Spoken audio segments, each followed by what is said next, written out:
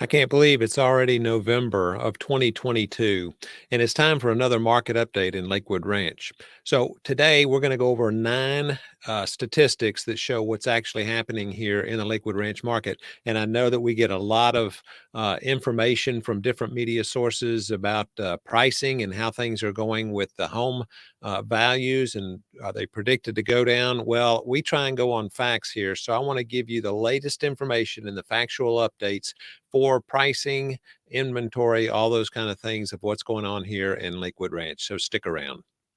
Don't buy real estate if you experience allergic reactions to happiness, satisfaction, pride, fulfillment, contentment. Stop buying real estate if you don't like community, a sea of belonging, a diversified portfolio. Buying real estate may cause you to shop at hardware stores, furniture stores, and design centers. See your realtor immediately if you experience any of these symptoms.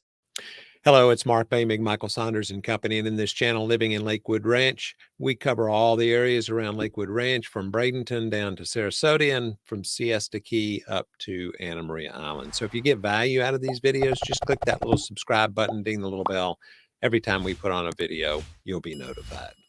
So let's get into the real meat and potatoes of what's going on here in Lakewood Ranch and how our prices going, how are the inventory, and are people still buying?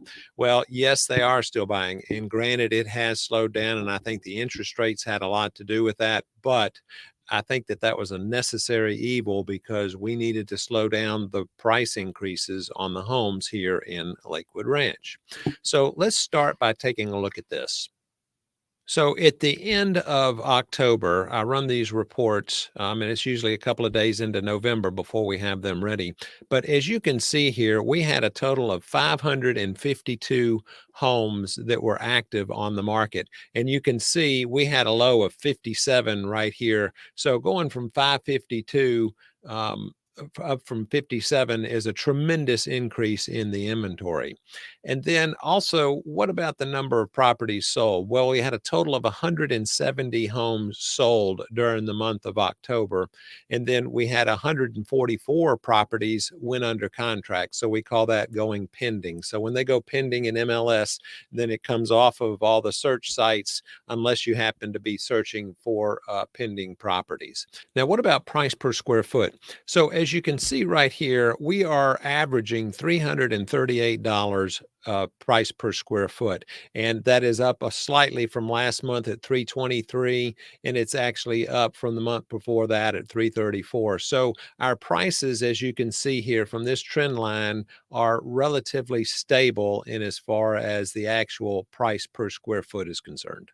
The next thing we're going to talk about is days on market. So, how long does it take for the average house to sell here? And right now, homes are on the market for 39 days before they go under contract. But take a look at this. We had it down as low as 10 and 9 days on market. So, that was showing how fast the inventory was flying off the shelves, so to speak, previous during the COVID time frame. Now we're up to 39 days average on market. And then what about the list price to sell price ratio at 93%? So when a house goes under contract, the current list price at that time is within 93% of what it's listed for. That's what it's going under contract for.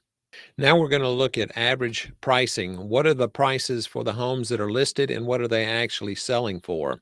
So the average list price for the homes here in the Lakewood Ranch zip codes of 34202 and 34211 are $752,000. And the average sale price, what it actually closed at, was $807,000. And then the last thing that we want to talk about is how much inventory we have. So right now we have 3.2 months inventory. So in other words, if nobody put their house on the market in 3.2 months, we would be out of inventory. Now, typically, this is covering mostly resales. There are a few new homes in this mix, but this is predominantly going to reflect what the resale volume is here in Lakewood Ranch.